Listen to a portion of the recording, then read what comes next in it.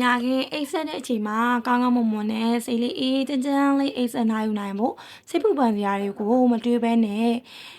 အင်းချိတ်စွာအိပ်ပျော်နိုင်မှုအတွက်သူတို့ရောညာမိတ်ခင်မှာကိုကျေးဇူးတင်စာလေးရေးပါတယ်တကယ်တော့ဒီကျေးဇူးတင်စာရေးရဲဆိုတာကစိတ်ကျမ်းမာရေးအတွက်အရန်ကုန်မှာကောင်းမွန်တဲ့အလေးချင်းတစ်ခုပေါ့နော်အဲ့တော့ကျေးဇူးတင်တာကဘသူတွေကိုကျေးဇူးတင်တာလဲဆိုရင်တော့ဘသူတွေမှမဟုတ်ပါဘူးသူတွေကိုကျေးဇူးတင်တာပါ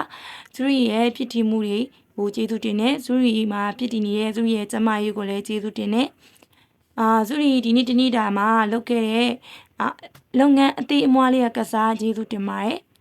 အဲ့လိုမျိုးကျေးဇူးတင်ခြင်းအပြင်ဘာရလာလဲဆိုလို့ရှိရင်သူရီအနေနဲ့ဘယ်လိုပြောမလဲစိတ်ချမ်းသာတယ်ကွာသိရမလားကိုကျေးဇူးတင်ရတာဖြစ်တဲ့အတွက်ကြောင့်စိတ်ချမ်းသာရတယ်ကိုလုံးနိုင်တဲ့အရာလေးတွေလည်းမြင်ရတယ်ပြီးကြတော့ကိုလည်းယုံကြည်မှုပို့ပြီးတော့ရှိလာစေပါတယ်တနေ့တာလုံးလုပ်ခဲ့တဲ့အရာတွေကိုပြန်စဉ်းစားပြီးတော့ငါဘာတွေလုပ်နိုင်မှာလားဆိုပြီးတော့ငါဘာတွေလုပ်ခဲ့နိုင်တယ်ဆိုပြီးတော့လည်းပြန်ပြီးတော့ပီတီလေးလည်းရပါတယ်လူကြီးမင်းတို့အနေနဲ့လည်းတနေ့တာလုံးပြင်ပန်းနေနေရဲဆိုလို့ရှိရင်ညချိန်မှာတော့ကိုကျေးဇူးတင်မှုမေးပါနဲ့တခြားသူတွေကိုကျေးဇူးမတင်ရင်တော့မှကိုကျေးဇူးတင်မှုအမြဲတတိယနေပေးပါနော်သူတွေကတော့ပုံမှန်ဆိုလို့ရှိရင်စကားပြောပြီးတော့ပဲကိုကျေးဇူးတင်လိုက်တာများပါတယ်ဒီနေ့ကတော့နည်းနည်းလေးမပြင်းဘူးပေါ့နော်မပြင်းဘူးဆိုတော့စာလေးရေးပြီးတော့ကျေးဇူးတင်လိုက်ပါတယ်ဒီအဲ့တော့တို့နေလည်းကို